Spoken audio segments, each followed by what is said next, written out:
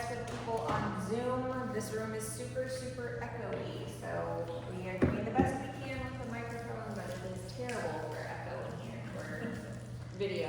So we apologize if you have to watch this later. Okay. That's our start. That's our start, huh? Okay, well, welcome to Foundations of Wealth. Today's class is about owning businesses. All right? Who in here owns a business? Raise your hand. Everyone's hand should go, yes. If you are self-employed or employed by somebody else, if you're employed by somebody else, you don't own a business, but if you're self-employed, meaning you're a real estate agent, you own a business. You have rental properties or self-storage or, I don't know, Amy, what else? You got short-term rental? You own a business. It's a separate business, right? How many businesses do we own? I think I'm at 13 to 15, something like that. 11 maybe together. Yeah. Think about every different source of income that you have as a different business. All right. And if you have 10 rental properties, that is all under one checking account, and that's really one stream of income. That's one business. But if you have short-term rentals and mid-term rentals and long-term rentals and self-storage and coaching and training I'm just counting all and those selling real separate- estate, those are separate all LLCs. If businesses they have a different LLC and a different bank account. that have different values and different systems and should be treated differently. Okay? And then there's lots of other business opportunities, and we're going to kind of talk through those today.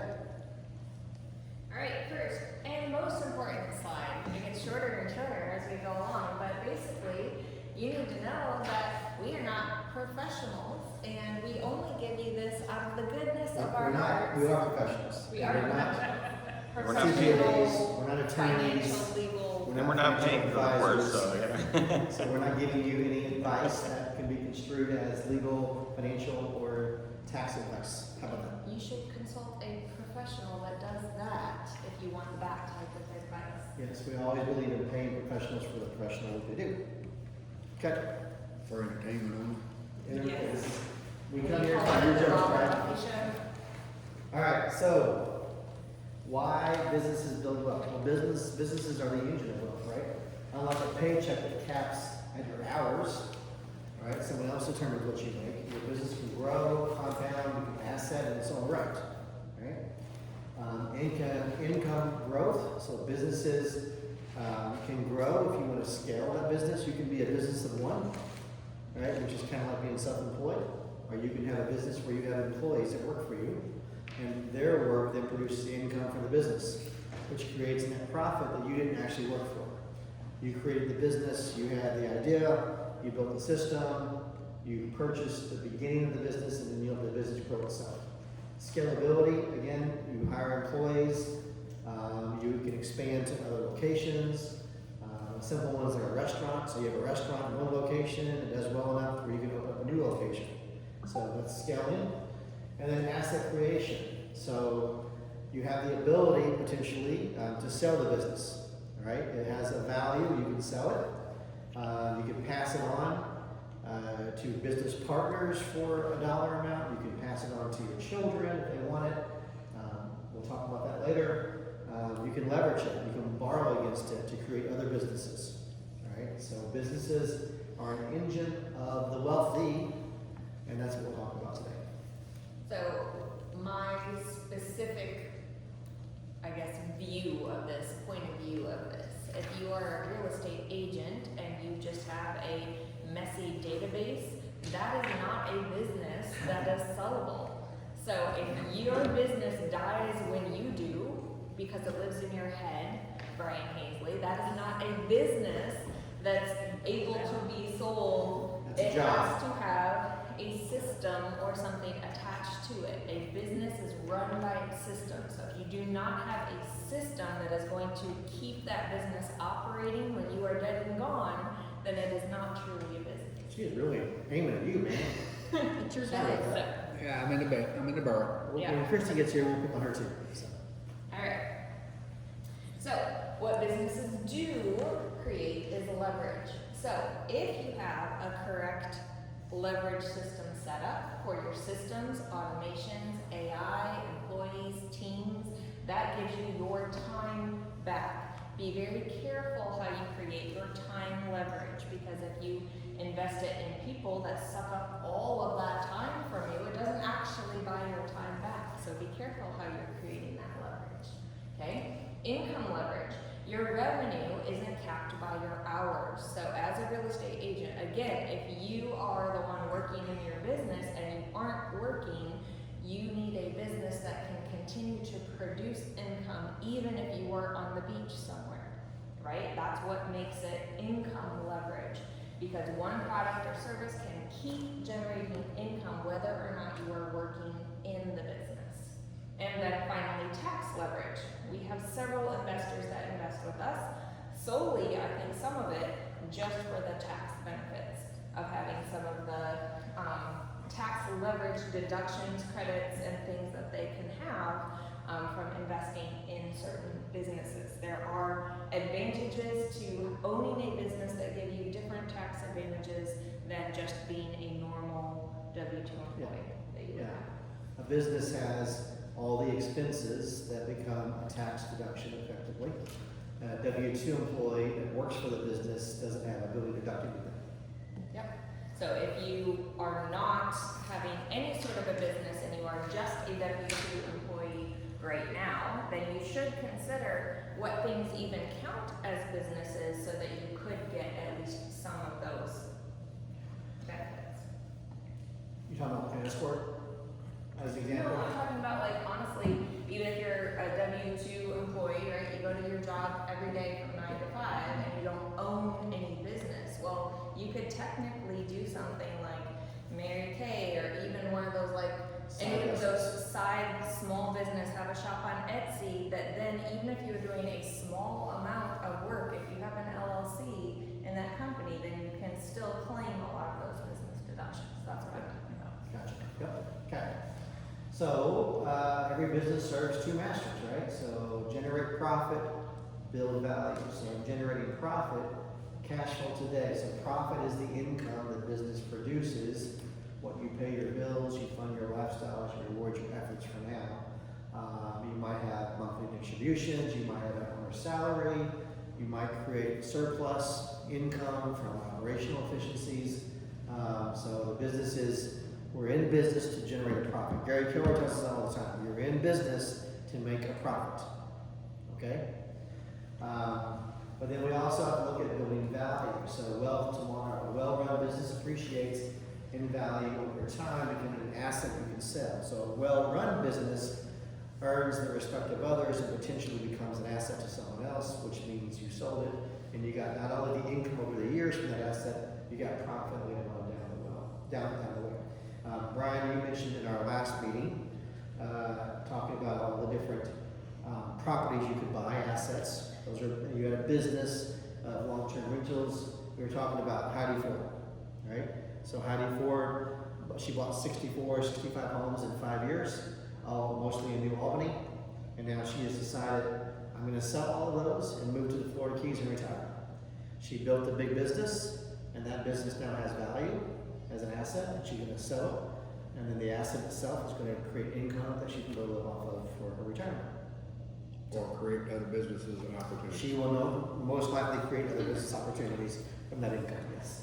Or transferring those, the majority of the value of that business. Again, if it's a system that can run without you, you could still retain then partial ownership in that business, but somebody else is in the day-to-day and the operational running of that business, and you are still on as an owner, so you are still getting some distributions from that business, but you are actually out of the day-to-day operations of that business. It kind of goes back to what you were saying earlier, viciously picking on Brian about this idea of it's not just to generate profit. So a lot of us run our business based on our effort alone, right? We don't build the systems.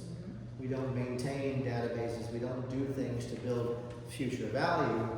And we're really, and I've been guilty of this as well, guys. So especially in real estate, we don't treat our database like a data bank, right? We don't treat our database, the people that we know, as a valuable commodity, right? We treat them as a come and go type of opportunity, right? So this idea of generating profit is great, but you're leaving out a ton of potential income on the backside if you don't build reputation, you don't build, and reputation is great, but if you don't have the systems around reputation, then reputation is worth nothing when you stop physically working on the business, right? Now, some people in real estate might say, okay, well, but Rob, when I retire, I can still refer out all my clients. Well, that's still work. That still takes effort to do that work. You didn't build a system that you could sell. What you built was a reputation that then you can monetize later based on those relationships, but you still have to maintain it so you're not fully retired. You can't go live on an island somewhere and maybe maintain those unless you plan on answering your phone when people call you and I need to buy a house. Well, I'm in the Bahamas, but I've got an agent back home that you can work with, right? So that's still work. All right. All right, ways that people can own businesses. Okay, so there are multiple paths to business ownership. Okay, so maybe you thought about owning a business as something different than what it actually is. Okay, so the right model depends on you as a person. What are your specific skill sets? What kind of money do you have? What kind of goals do you have? How noisy of a business do you want to be involved or not involved in? So these are some ideas of paths to businesses. So the first one would be a side hustle, right? Pretty low barrier entry. Like you don't need a ton of extra capital to start a side hustle. Okay, so it could be freelancing, consulting, reselling, testing ideas, anything like that. Having an Etsy business, having, whatever it is, a side hustle. It's not your full-time thing, but you make a little extra money on the side doing that. Buffy, if I am a Uber driver or if I do DoorDash, is that a side hustle in terms of owning a business? I would kind of say it's a little bit of the first two mixed together. Yeah. So it's a side hustle Yeah. that's offering a service. It's self-employed, but you're working off of someone else's system. Yep. Right? Which is okay, right? And again, it still makes you a business owner, so then you can get those tax advantages and things like that from any sort of. Most people don't think about it as a business though. They think about it as a true side hustle. And, coming in, whenever they're not doing something productive, they're gonna go do that, right? So second would be Service businesses. So landscaping, cleaning, coaching, agencies, so skill-based businesses with strong margins. And so like coaching is an example, right? There isn't a lot of expenses in coaching. It does require a lot of time, but intellectual properties, cleaning services require again a lot of time, but not a lot of expenses. Landscaping can require a lot of expenses and a lot of time and a lot of broken backs. Service-based businesses. So one that I immediately think of just because of my background is OutSchool. So OutSchool is an online platform where you tutor or teach classes in something, and those classes range all across the, like you can teach anything that you are interested in. So it could be from guitar lessons. My son's on OutSchool. He takes Chinese tutoring one-on-one from someone. So it could, and it's the wide variety. Guitar lessons, anything that you are passionate about or would like to teach to others, you can get, $15, $20 per student. You've got 8 students who show up for a half an hour class, a couple times a week. That's a pretty good side hustle. It's offering a service. It's something that you're interested in. So just depending, again, on you as a person, what different ideas might come to mind. What's that that called? might not be something that you think of, but because of my background as an elementary school teacher, that's one of the things that I think of. What's it called? OutSchool. OutSchool. Okay. Let's talk about franchises. So I'll take this one. So McDonald's, UPS, Dunkin', you all think you understand the difference between a franchise location, not just a restaurant, which is pretty common, but there's lots of different businesses that operate as a franchise, okay? HVAC companies, plumbing companies, electrical companies, a lot of them are operated in a franchise system, Whose phone is yours? All right. So, Oh, yes. I worked for Burger King franchise for a very, very long time, way too long. And probably 95% of all Burger Kings are a franchise. The corporation based in Miami owns very few restaurants. because they suck at running them. Yes, I said on camera. So most restaurants are franchised if you have multiple locations. Not always, but most. UPS stores are all franchised. Keller Williams, this office is a franchise. Keller Williams International. So you pay a right. The thing about franchises, anyone ever owned a franchise before? What franchise did you own? Dial One, Hazel Electric, we franchised after X amount of years, we joined Yeah. a national company. So the thing about most franchises, I don't know about your franchise, but the thing about most franchises is you pay the franchise fees whether you make a profit or not, because you're paid on you pay it based on gross profit, not your income. So there were years in Burger King where we had a bad year and a restaurant might have paid $150,000 to Burger King Corporation for the franchise, but the restaurant lost $50,000 in profit. Right? So you got to be careful on some franchises because it may sound like a good idea, but they're not always profitable if you don't pick the right location and you don't take care of your customers.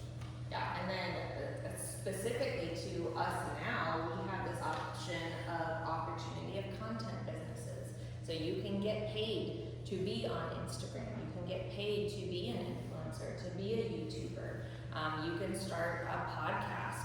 All of these things, if you're really good at writing newsletters, if you are excellent in Canva and you want to create graphics and then sell that bundled package to someone. So you can build an audience, you can monetize your attention, and the more followers and the likes and things that you get, that is, again, a way for you to earn money.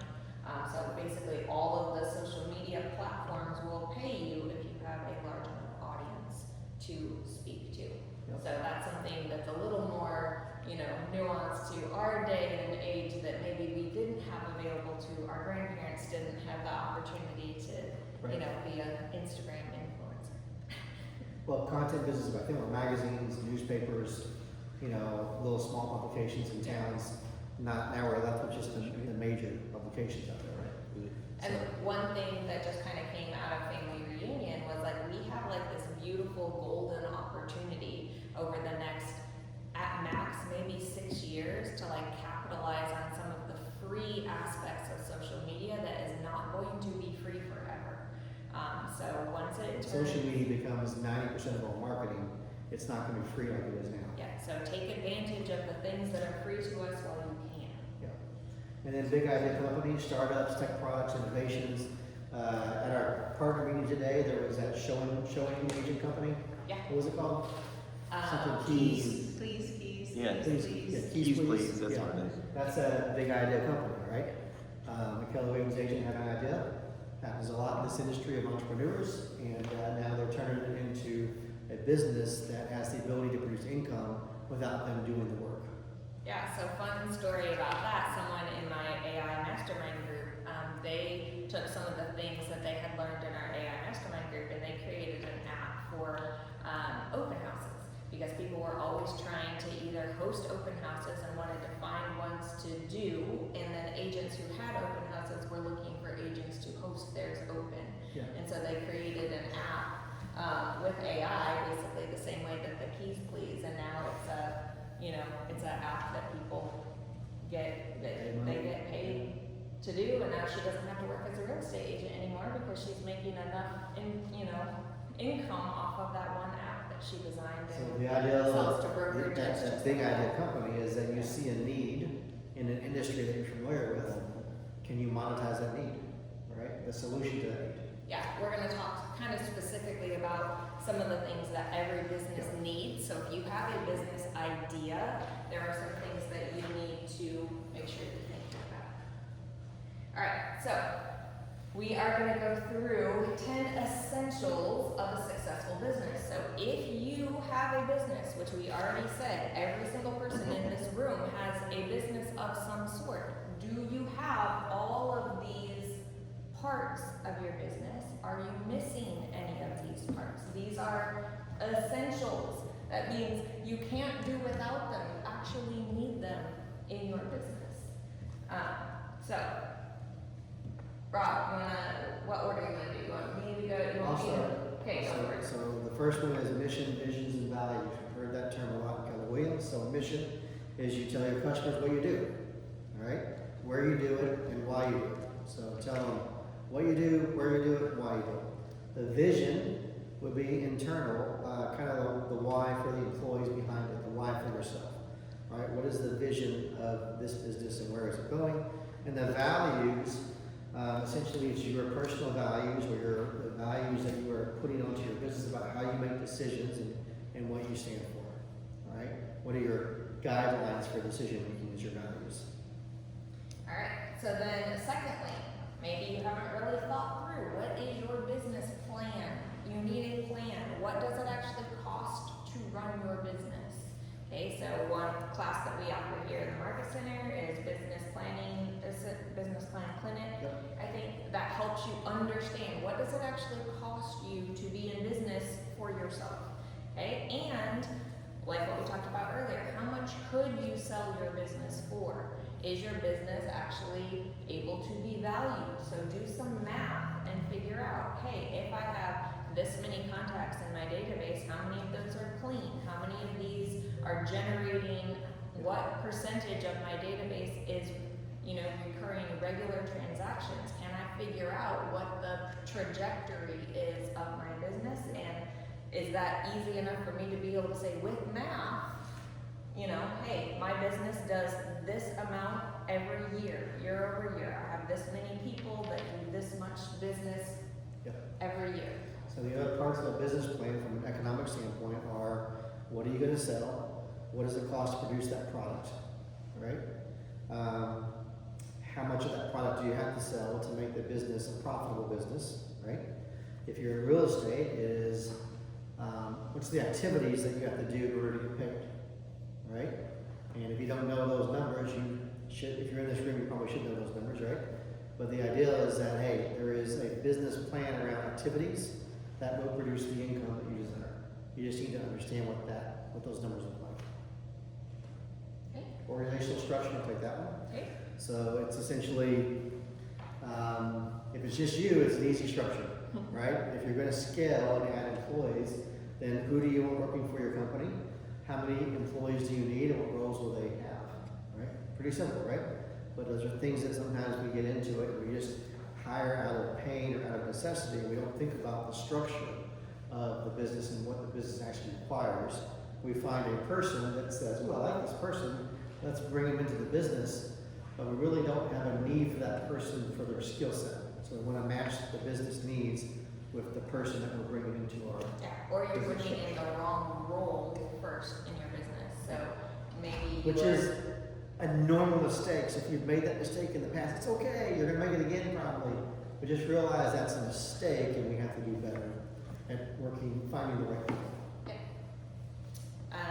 Financial awareness. So you need to understand a P&L, what that looks like, a balance sheet, what that means, so you know where you stand and you should be reviewing it regularly. So if you do not have a P&L or a balance sheet for your business, you can talk to a CPA, QuickBooks, anything like that. They will generate those for you, but make sure you understand, hey, what does this actually mean?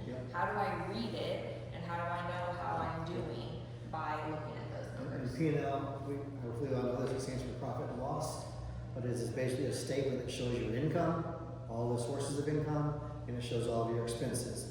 And if you subtract your income from your expenses from your income, you get your net profit. That's the basics, all right? We have a way to make it way more complicated though, in other ways. So if you want more, there's actually a class we teach on P&Ls as well. Okay. Cash reserves. All right, so have an emergency fund. So for businesses, we recommend at least 4 to 6 months for any business. So if you have 10 businesses, then you got to think about each business separately and have not just one emergency fund that is your personal savings account, but each business itself should have basically information on that much. So how do you figure that out?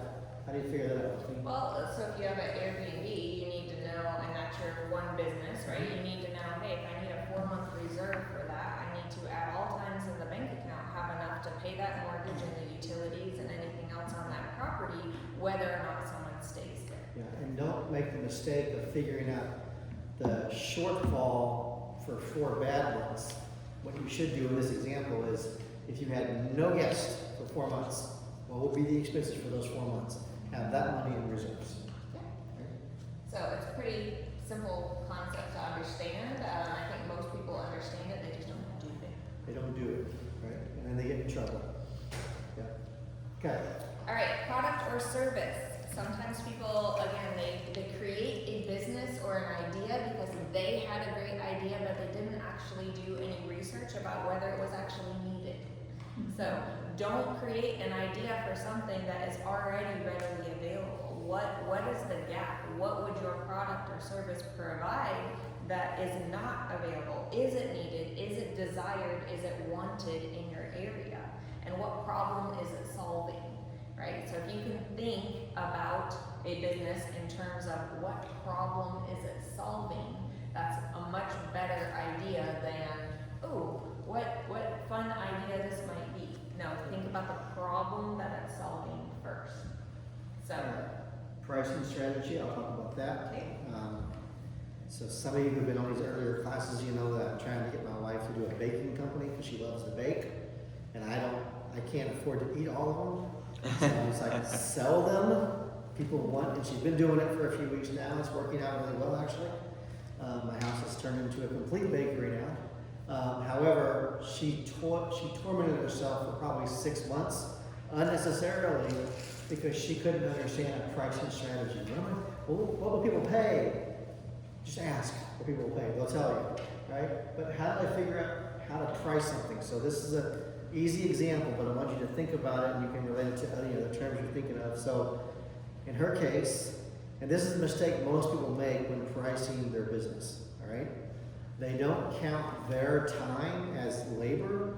They count their time and the money they earn for their time as profit. And labor and profit are two different things, okay? So what I told her, I said, all right, so what does it cost to make a dozen cookies? All right, so it costs $5 to make a dozen cookies, whatever that comes out, right? $5 to make a dozen cookies. All right, now you have to decide what you're worth, all right, and what profit you want to make, but a simple formula from a restaurant is that number is going to be 30% of whatever you're going to charge, okay? And then 10% would be material cost, like packaging and stuff like that, right? So, and then another 20% would have been her labor cost, what she's paying herself. The business is paying her to do the work, and then 40% is profit. There's also a simpler term, again, where most people get it wrong is they do like a 50-50. Like it cost me this much to make it, so I'm just going to charge double, and that's my profit. But that's not really profit, that's just paying you back yourself for your time. If you want your business to make a profit, then profit is treated separately from your time, okay?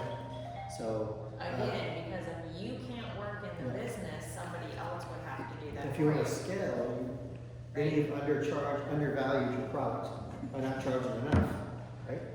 So you could also use a very simple model. You could do 1/3, 1/3, 1/3. 1/3 profit, 1/3 labor, 1/3 whatever the cost is to produce that service or good in order to get it to the customer.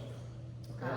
Very simple. One thing that I learned early on, I had a painting company for a while, and when I was pricing painting out to do residential or commercial painting, I was pricing it by how fast I could paint a room. Well, that only scaled so far. When I actually ended up having to bring on contractors who would paint, well, guess what? They were about twice as slow as me. So then all of a sudden, I was basically having no profit left because I was paying my workers twice the rate that I was. So I had to learn how to adjust my pricing strategy to say, no, here is what you will get paid a flat rate based on room size, and whether you paint it faster or slower, you make more or less per hour based on how much you learn this skill in this craft.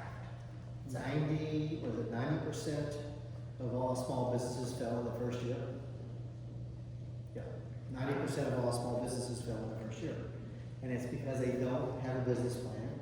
They don't actually have a good pricing strategy. They don't have cash reserves.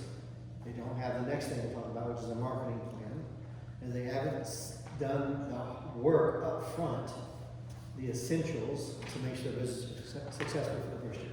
Yeah, so marketing plan to go along with pricing strategy is you to let people know what it is that you're doing and that you're offering. There's a fantastic book called Wealthy and Well Known, and it's basically the whole premise of the book is helping people who are great with their product or their service, but they are unknown, basically, because they don't have a good way they're the best kept secret. Well, guess what? If you have a good business or if you are fantastic at what you do not want to be the best kept secret. You need everybody to know what it is and how you do it and what makes it special. So that's where the marketing plan comes in. Leadership, I think of two things here, right? Number one is, do you have the ability to lead yourself? Do you have the skill set and the mindset to lead yourself to run a business as a business? If you don't, that's okay. You can go to lots of places to get that skill set, to get that mindset. You can read books, you can join some mastermind groups, you can go to college, you can go to university, technically, to get the ability to lead yourself. And the second part is, if you're going to scale, you can't just think about organizational structure and what are the employees going to do, but if you want to truly scale, what are the leadership qualities, the management styles that I need to employ in order to scale to bring on additional growth for my business? And it matters who you are in business with and who you surround yourself with. So get a coach. That's what I would say about that. So we would not be where we are at all in the many businesses that we have together if we each didn't have our own coaches that were helping us make the decisions and Watch think out for about our our blind spots. think about our businesses differently. Yep. And then finally, risk management, right? So you need to think ahead of time about what is the worst case scenario and what's my exit strategy. So we would never go into an Airbnb or any sort of short-term rental, flip, long-term hold without knowing, hey, this is our absolute exit strategy. This is how we get out of it if all else fails. So you need to think about that ahead of time so that you're making wise decisions throughout that are helping to just make sure that everything is covered. So in thinking about your own businesses, do you have all 10 of these pillars? And if not, what part is missing in any of your businesses, right? So some of you have more than one, but just thinking through what might be missing that you need to think about. Okay, so understanding your business numbers, we talked about this, we touched on this a little bit already, but let's go a little deeper. So if you don't understand your numbers, you don't understand your business. So numbers in business always tell a story. They tell a story about productivity, they tell a story about, are we charging enough? They tell a story about, is our marketing working? They tell a story about, is our product seen as valuable? They tell a story, right? Profit and loss. So we have revenue, income minus expenses shows whether the business is made or lost money over a period of a year. Every business has its own kind of margins for profit, unless it's a brand new business, a brand new concept. Every business has kind of a predetermined profit based on the services or products they provide. Right? Here's what I mean. You ever heard of the concept of a nickel and dime business? Remember that? Oh, that's a nickel and dime business. Right? Nope, just me? Man, I'm older than I thought. I've heard of being nickel and dime yourself to death, but I haven't heard that, no. Alright, have you heard of nickel and dime business? Like Ben Franklin's store? Not a 5 and dime store. That's all I know. 5 and dime. So there's a lot of businesses out there that are a nickel and dime business, which means their profit margins are a nickel or a dime for every dollar they bring in. Right? Restaurants traditionally are nickel and dime businesses. Right? They work on very slim margins, especially at scale. Right? So you can't generally own one restaurant and have wealth unless your restaurant does something super unique that no one else does. But if you're just owning any number of these restaurants down the road here and you only own one, then you're also going to be an employee of that business. It's not built for it to generate wealth for the owners. All right. The differences would be like a Chick-fil-A. They are very structured. They're very strict on who they invite into their program for ownership. And they also scale the restaurant so that it makes $5, $6, $7 million a year, and the owner generally brings in about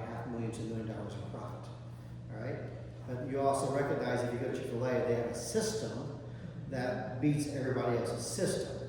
So it's the Especially system. their app. Yes. Their app is so much easier to work than any other one. And that's the thing, right? They have a Yeah. model and a system, so that's why they don't just let anybody come in and run their model system, because if you're not willing to do the model and system, then you're not gonna be a profitable business, right? So I've seen lots of people over the years, oh, I own a restaurant, great, yeah, so how many days off do you have a month? None, okay? So the business really owns you, doesn't it, right? So but this idea of profit and loss, in real estate, we expect, 40% profit, right? Now, some of us that were running an individual team, you might have a much higher profit margin, but you may not also be investing into your business as much as you should to grow, right? If you run a team and you're making 40% profit, you're probably doing something really well, right? Because that's a high expectation to run a 40% profit.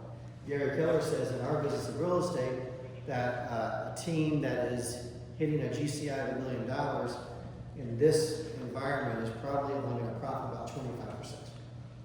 So we'd be thrilled to hit 20 to 25% for sure, right? Balance sheet, it's a snapshot of your assets and liabilities. Your equity, it basically tells you what's coming in, what's going out, what the business owes, what's owed to the business, right? And then cash reserves, we talked about that again, available cash at hand. Your business is going to have seasonality. It doesn't matter what the business is, right? It's not just a real estate term.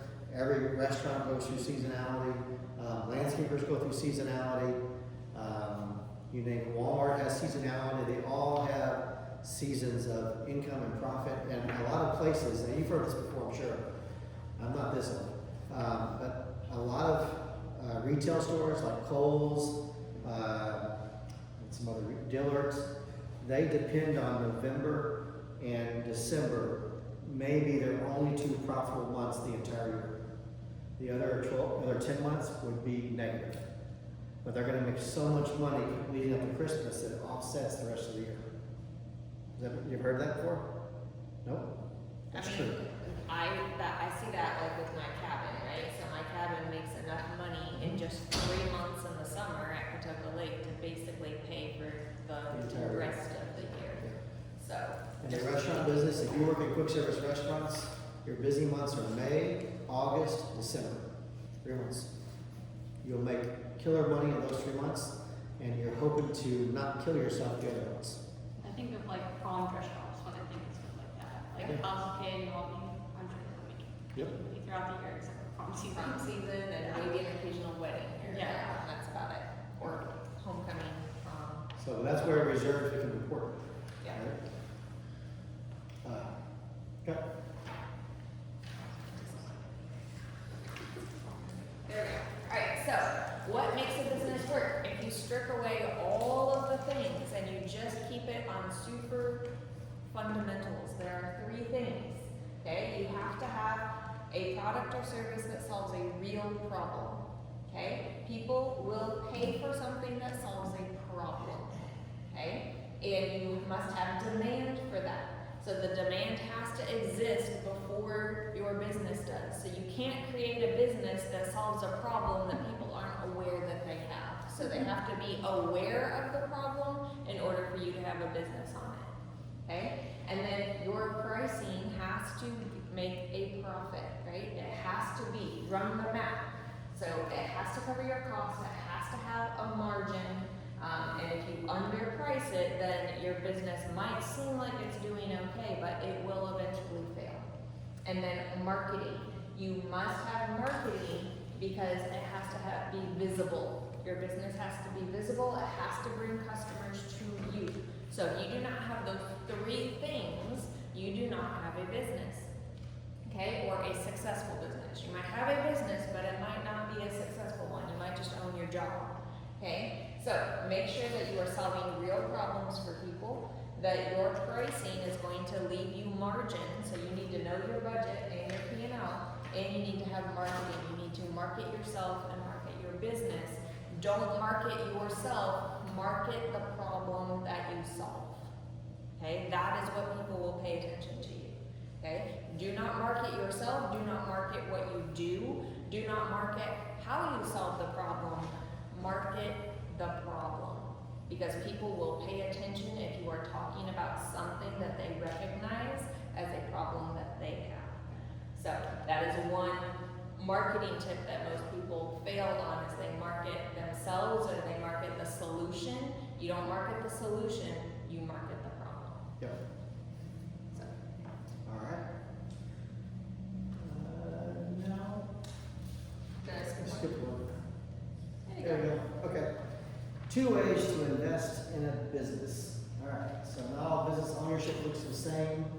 Maybe you're not the one who started the business. Maybe you want to get into the business. Maybe you want to buy a business. So we got minority owner and majority owner. So minority owner, someone that's going to own less than 50% of the business. That usually comes with limited decision making.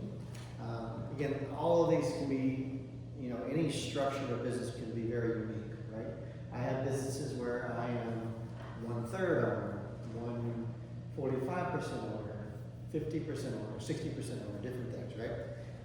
And every operating agreement will lay out who has decision-making powers, management powers, and different things, right? So, if you're a minority owner, you most likely have lower capital commitment. Your returns depend on performance, or it could just depend on the business performance on your performance. It requires a deep trust in the operator. So if you're not going to be making decisions in the business, you need to make sure you're in business with someone that you trust. Similar to being like a silent partner or an investor on a syndication. Okay. Majority owner, you own 50% or more of the business.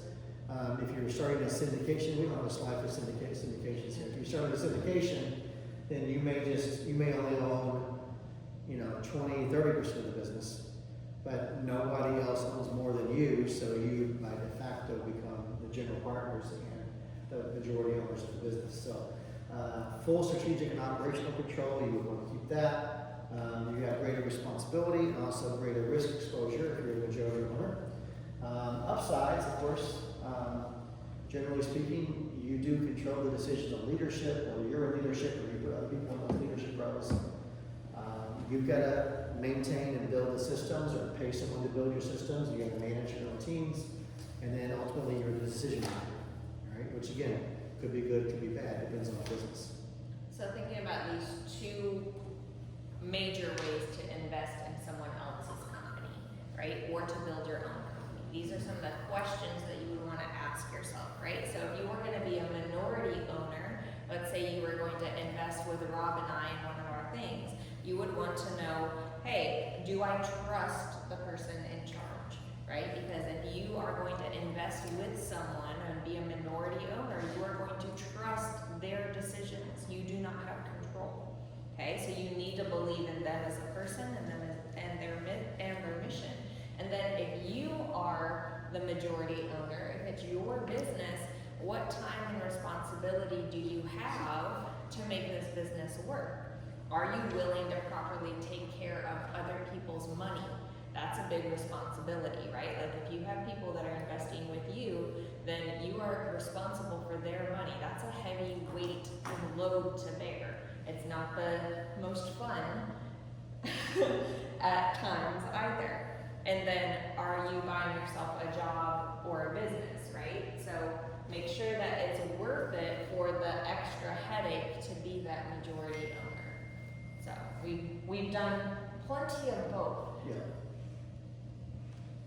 All right, so again, this is kind of what I just said, but you're investing in the person. You are betting on the operator because your returns are going to be driven by their decisions. You don't get any say in it, so you need to trust the person.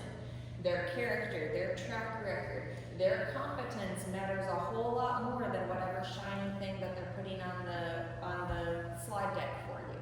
I don't care if they get 30% return or 90% return on your money. If you don't trust the person, then run. Like, I don't care what they say, it matters more about their character and who they are and what they do, okay? And then you are knowing that you don't get to make the decisions, you don't make the day-to-day calls. Sometimes that's really nice to not be in the day-to-day operation of the business, okay? but it does require a lot of trust. So this is, again, if you are investing with someone or in their business as a minority partner. All right, some more details on being the majority owner. So, Buffy asked this question a few minutes ago, are you building a business or are you buying yourself a job? All right, so my story of you want to own one of these restaurants down here, but you only own one, what you did was you bought yourself a job. A job with a lot of work and probably smells funny too. So, all right, so control. All right, you set the direction, you set the strategy, you determine the culture. All right, if you don't determine the culture and you allow your people to determine your culture, I almost guarantee you that's a negative thing. All right, you determine the culture of your business if you're the majority owner, and every decision. You know, normally every major decision is going to flow through you, but it could be every decision is going to flow through you eventually. Building systems. So, if you want to test your business as a majority owner, go on vacation for a month, and then see what happens to your business while you're gone. Did it run without you? Did it get better? All right. Did it fall backwards? All right. Because it'll tell you a lot about how you're doing as an owner, as a leader. All right. If you go on vacation for a month and the business improves, then you might be slowing the business down. All right? If you go on business for a month and you leverage everything off and you come back and everyone's glad to see you but nothing changed, then you're an employee of that business. All right? If the business failed or ran through a lot of problems while you were gone, then maybe you're not the leader you thought you were. Maybe you didn't have the culture in place. Maybe you didn't empower your people to make decisions without you. So, and I've succeeded, maintained, and failed at all those things in different businesses at different times when I've gone on my crazy adventures, as an example. So, managing risk. Again, if you're the majority owner, you're going to absorb all the downsides. So you got to know the ups and downs of the business. You got to be prepared for those. Your reputation to the other minority owners is dependent on your ability to weather the storm, so to speak. Okay. It's funny when I think about just real estate in terms of business ownership. How many businesses have we seen completely fold up in the last 3 years of the shift in real estate? Real estate yeah. businesses? We saw a lot of big teams completely go out of business. And a lot of it was by choice. They just got tired of managing people who weren't motivated, so they didn't have a great culture to begin with. I've coached teams where I could have predicted that these teams weren't going to make it through the recession of real estate. And they didn't. They all pretty much folded up and went their separate ways. So, okay. All right, so choosing a right partner. So if you are going to partner with someone in the business, so maybe this is equal, right? You need to trust the person. Rob and I are partners in many things because we trust each other. That is the foundation of everything that we have. If I didn't trust Rob, I would not be in any of these businesses. I don't think I would have a single business if I did not trust Rob. And I can't tell if you're blaming me or just. okay, we also have to have a shared vision. We need to agree. We can't be pulling opposite directions where he wants to grow and I want to stay small, right? Like that also doesn't work. So you need to have a similar trajectory. Both of you have to be in agreement if you're going to grow the business, scale back the business. You have to know what you want to do or be really convincing to the other person to convince them of what you want them to do. And then align values, right? So how you operate, again, the culture piece, right? Like how are you going to value, what decisions are you going to make? Are you always going to choose people over profit, things like that? All of those things matter. And then complementary skills. So the best partners fill each other's gaps. We do not have anywhere sort of the same strengths. Rob and I are two very different people, right? So we fill each other's gaps very well. His skill set is very different from my skill set. So we complement each other, so it makes our business work better that way. Quick note on that, a lot of people in real estate, they hire someone to be with them or to partner with them in real estate, and they hire someone that they like, or they hire someone who is just like them that they get along with. That is not the right hiring decision to make. You need to hire someone who does not think like you, who is opposite of you, so that they can fill in those gaps for you. Yep. And we see that probably, I would say on my end, being in operations, that is what I see more than anything else, is rainmakers and big visionaries who hire people that they like instead of Someone an that will challenge them. operations person that will challenge them on where they're wrong. Yep. So, All right, so let's say you're gonna buy a business or you're gonna sell a business, then let's kind of walk through the different ways how businesses are valued. So this is essential. Comparable sales, we all know this term in the real estate industry. So if you can find another similar business that's sold or has received the valuation, then what did it sell for? Right? That's easy. We understand that. Revenue multiples. So a multiple applied to a total annual revenue. This is common in fast-growing industries. So essentially, what did this company make this year? What is it projected to make over the next couple of years? That could be how you view the value of that business if you were to sell it. This happens with a lot of startups.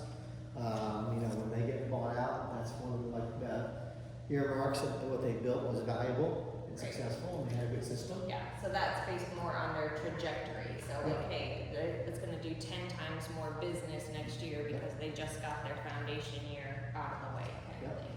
And then you have income multiples, which is somewhat similar, but it's basically look at the last maybe 3 years of profitability. What did they make in net income? And then decide, is my business worth 3 years of profit? Is it worth 5 years of profit? It depends on the industry and who you're selling it to and how much work they might put into it, right? So if I'm selling a business that makes, say, $100,000 a year, but it requires the owner to work day in and day out in the business, then maybe that business is worth $200,000, right? But let's say I make $100,000 a year, but the owner is not required to do any work in the business, just to own it and maybe work 1 day a week in it as a manager, then that business might be worth $500,000. Make sense? Okay. Asset value, the fair market value. So this is usually done through a third party. They're going to value the business assets, which could include the systems. It includes the equipment, the inventory.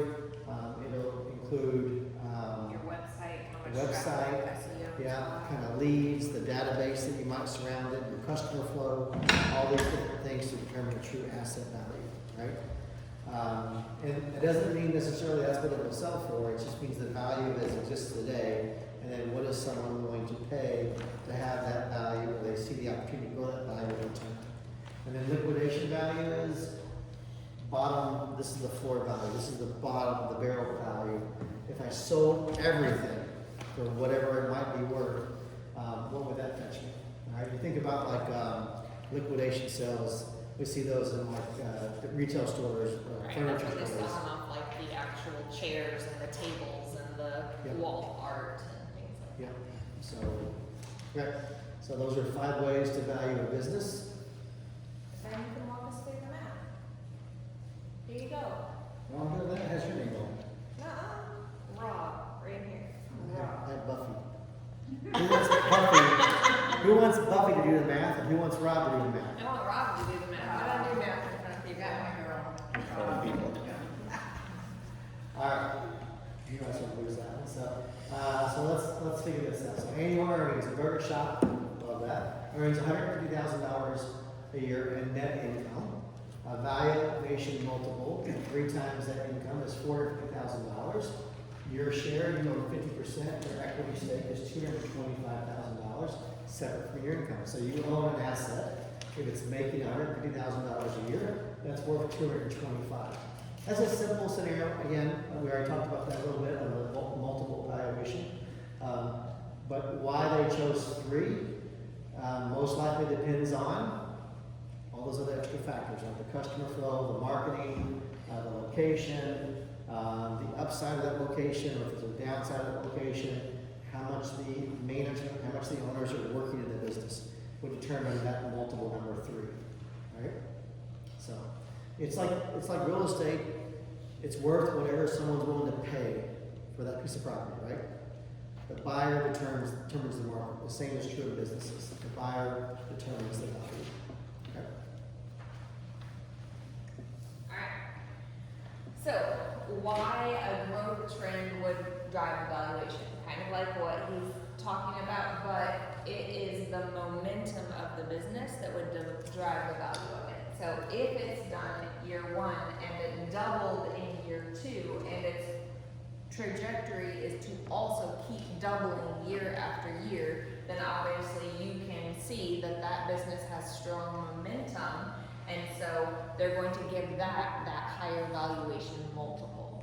Okay, so a flat business may sell just at double what it's worth, so they're basically going to pay you thinking the business is going to last at least 1 more year.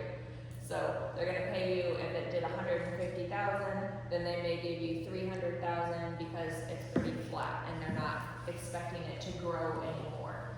But a fast growing one that's doubling could get a valuation of 5 times what that business is currently doing, and that makes it a really different asset, right? Because they're projecting that business 5 years from now is going to be worth way more than what it does today. So it's a little bit like gambling, you know.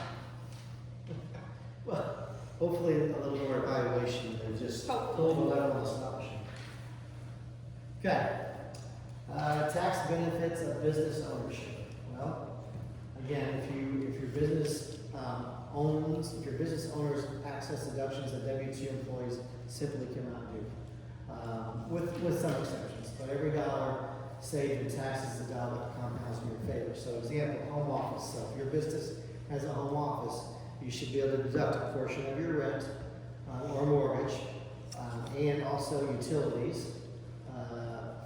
It's a percentage, it's not a full thing. You can't deduct your mortgage payment and all of your utilities if your real estate office operates at home. Does anyone know what those numbers are this year? Well, we're going to do, in 2 classes from now, we have that tax class that's all about how to save money in taxes. So Would we you can do have that, or is it Let's just go through that. I haven't asked him yet. It's prime tax season this time, so we might be We doing might that be. with a really big discount. So we'll get more detail on the actual breakdowns in a little bit here. So, vehicle mileage, what's the standard rate for the IRS this year? I thought it was 71, 70.5, 71, something like I think that. it's 71 or 72. So you have 2 choices in terms of, like in real estate terms.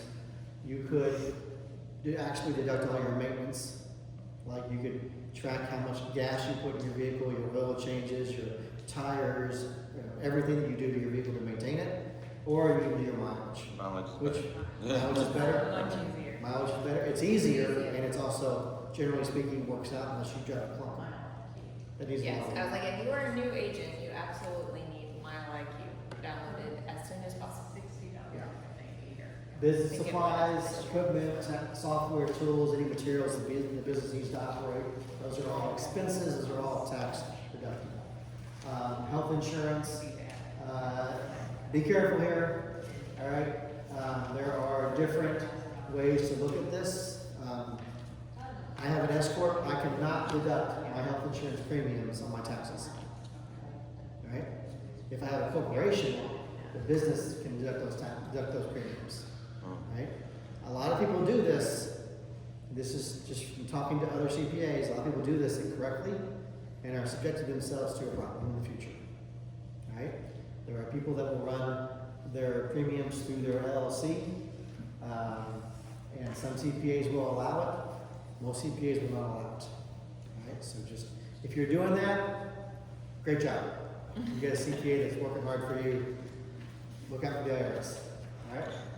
Retirement plans, again, you can set up different retirement plans within your business that then become tax deductions for contributions that you are making for yourself or for others. All right. But again, bottom tag there, consult a CPA. Tax laws change all the time. And I'm not a tax advisor. All right. This one you Yay, franchise opportunity. So, franchises offer a proven business model with brand recognition already built in. reducing the risk of starting from scratch. You buy into someone else's system. That's the most important. You buy into someone else's model. 10% of U.S. businesses are franchise operations. So 10% of all U.S. businesses are franchise operations. Okay, 780,000 locations, active franchise locations nationwide. And then when we pulled this, was this like today's numbers? It's whatever the AI pulled. Okay, it sounds realistic, right? And some industries are franchise heavy and some are not. All right, so popular examples where you mentioned some earlier: McDonald's, UPS, Dunkin', Mathnasium. You mentioned like education as one example.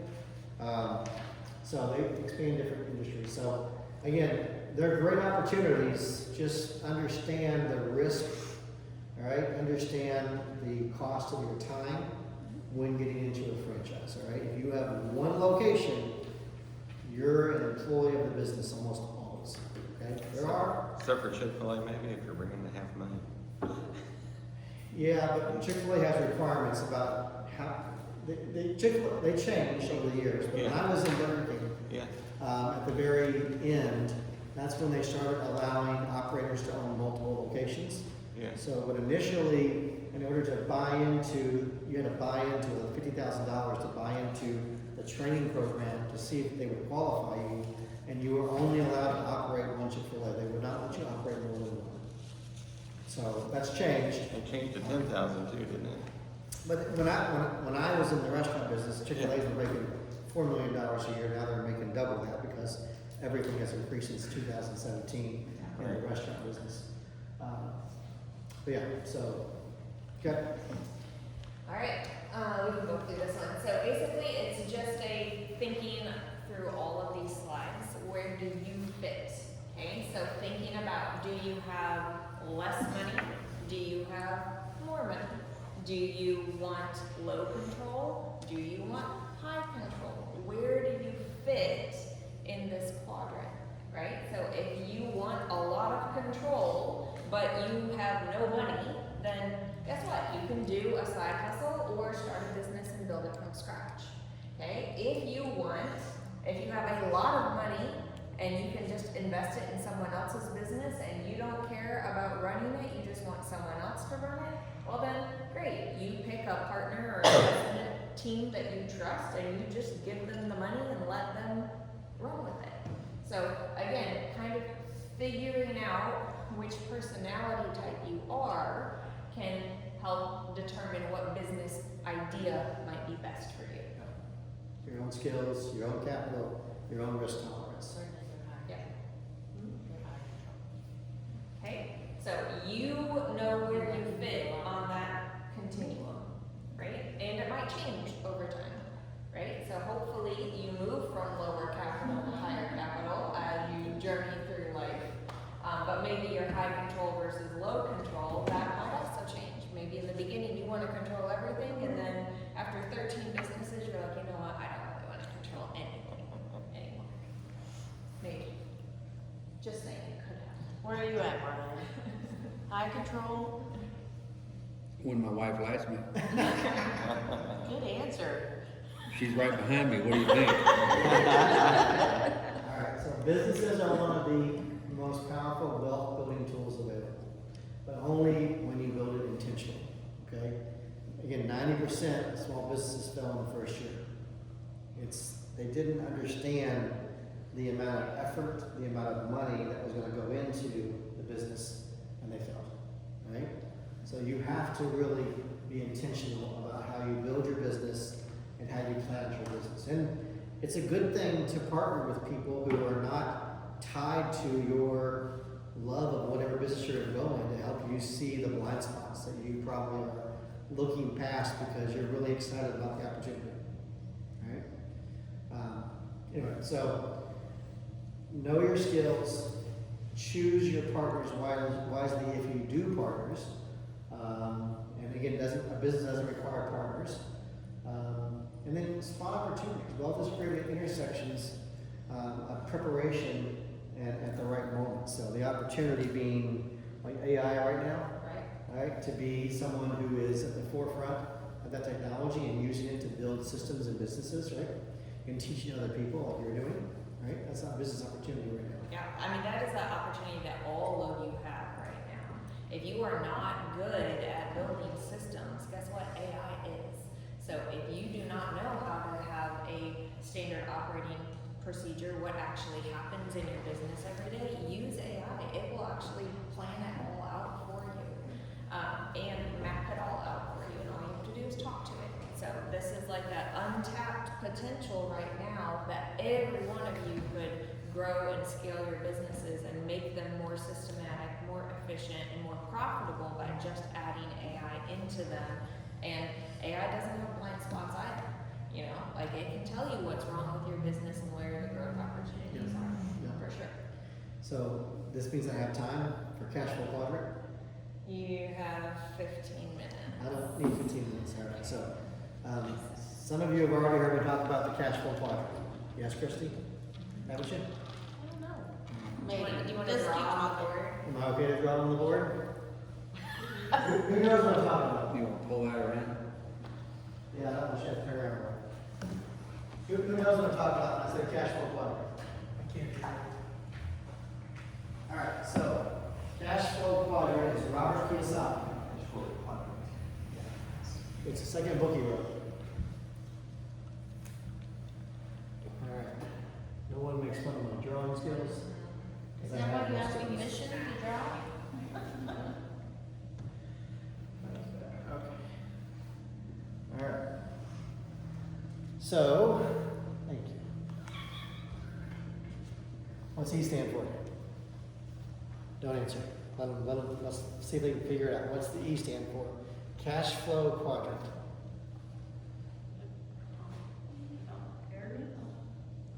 We'll give you a hint because they can't read your mind. I want Think to- about jobs when you're thinking about income producing jobs. Employee. Employee. All right. The next one is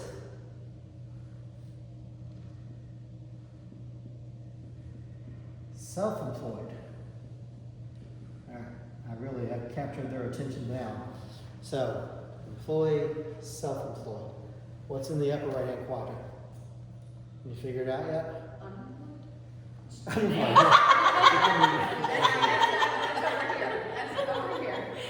That's self-employed.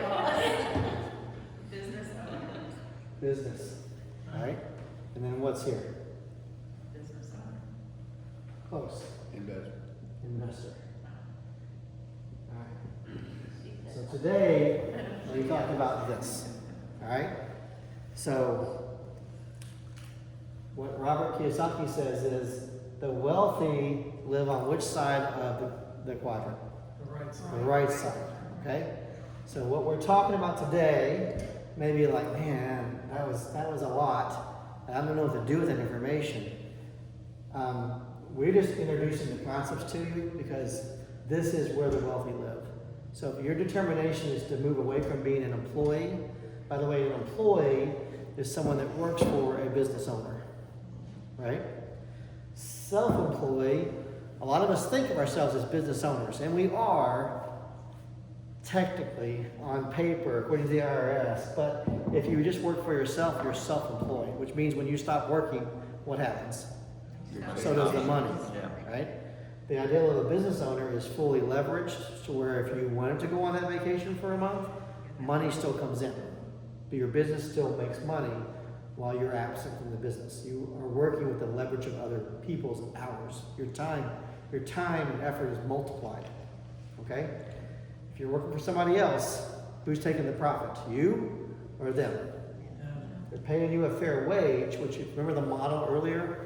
That wage might be 20-30%, and then the cost of the goods is another 30%, and the profit is 30-40%, which they get to keep. Okay? Investor, all right? The goal of all the wealthy is the same. Is how to move over to here and eventually here. Okay? So you want your money working for you. So in this quadrant, your money works for you. If you own a lot of real estate that you have to manage every single day in order for that real estate to produce dollars, You're an employee of your business, you're self-employed, okay? When your money truly works for you and you can step away from all of it, then you've achieved what the wealthy have achieved, okay? So, and the goal of kind of this whole class that we're doing is to teach people how to move from this side to this side and from this side to this side, okay? That's why we're up here. That's why we're doing this, is to get you to think differently. We want your money eventually doing all the work, okay? But it doesn't go, you can't go from here to here. I mean, technically you could. If you made the right investments and you lived a very modest lifestyle as an employee, I mean, you could be I was a district manager for Burger King. I made really good money. But I was being taught nothing about this in that company, right? So whatever I did was probably my 401k, putting lots of money in my 401k for someone else to manage. And eventually, yes, it made a lot of money. And then I got rid of it and bought self-storage because then I had full control, which for the first 2 years sucked. So now it's pretty good. So for those of you who haven't maybe been in any of our previous classes, what we're doing right now, where we are in our class right now, is we're going through 5 buckets of wealth. Okay, so this is the 3rd bucket that we're talking about, or 4th bucket. So the first one that we talked about was investments, like passive investing and things like understanding 401ks and things like that. Okay, so that's one bucket that you can invest in. Okay, real estate is its own bucket. So you can invest in real estate, whether that's residential, commercial, long-term, short-term, that's its own bucket. Okay, a 3rd bucket then is businesses. Okay, so thinking about funding your buckets, you can have one strategy or the other, right? But you can either focus all of them and kind of fund one bucket at a time, or you can fund all of the buckets with just a little bit at a time, but some of those are going to dump out and refill up again, whereas some are just going to be the same level all of the time. You reach a certain point and you don't go beyond that, right? Yeah. So like, for example, if you had a real estate bucket, you might be working on filling up to get the down payment, right? And then once you get that down payment, you purchase that property, that bucket dumps out, and then you start over again, and then you're working on a down payment for your next one. If you have something like a 401k or a self-directed IRA, maybe that's a set like 15% of your income or whatever is just funding that bucket all the time and it never changes. So each of the buckets are handled a little bit differently. The only one we don't really talk that much about is the like extra bucket, which is like Bitcoin and silver and gold, you know, like some of the more out there investments. That is a bucket, but I don't have any experience in those, so we don't really feel qualified to talk too much about that bucket. Correct. All right, so what questions, what takeaways do you have from today's conversation? Who wants to go buy a franchise? It's not high up front. Franchise is so high up front, it seems like I've looked at them.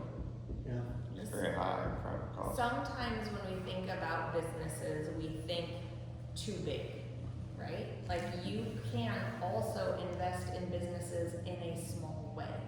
You know, like what, is there a teenager in your neighborhood who's willing to put in all of the work and all of the sweat equity to go mow lawns because he's super excited that he's gonna be mowing lawns, and you're funding his business by buying his lawnmower for him, and then you're getting a percentage of the profit. You're helping a teenager understand about money, you're getting an investment back, you're teaching them things. So it doesn't have to be a huge franchise to be investing in a business or starting a business, right? You can fund someone else's side hustle.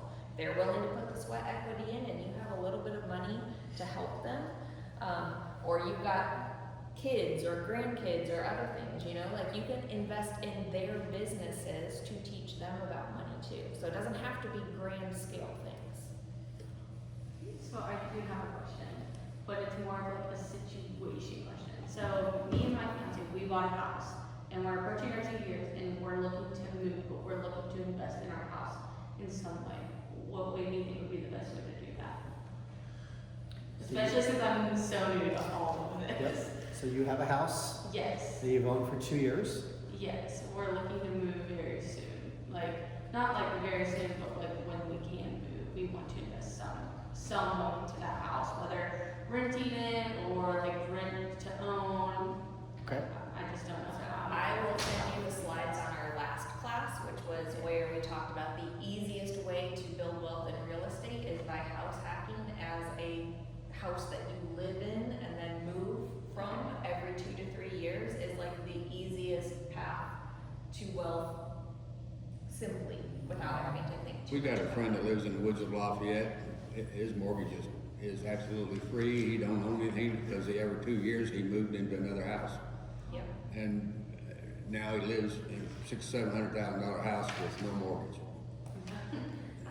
And he, Yeah, I so mean, if he you're was willing to bent. move every couple of years. And be patient, because it takes a while to run this system, but it is a system.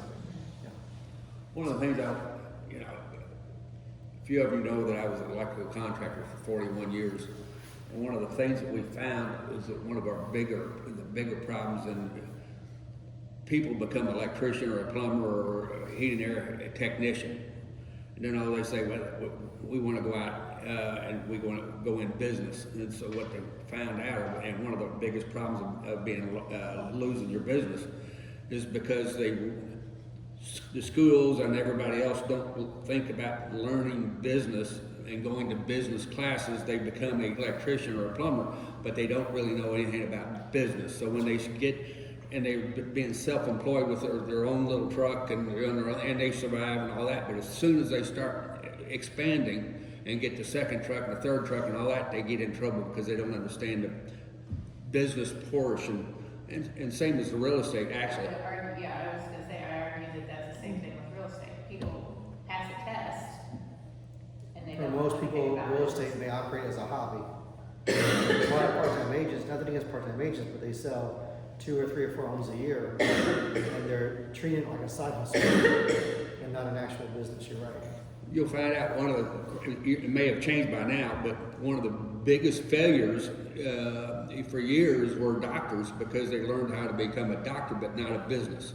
Yeah. And then they all of a sudden they grew that business and they failed because they didn't know how to run it.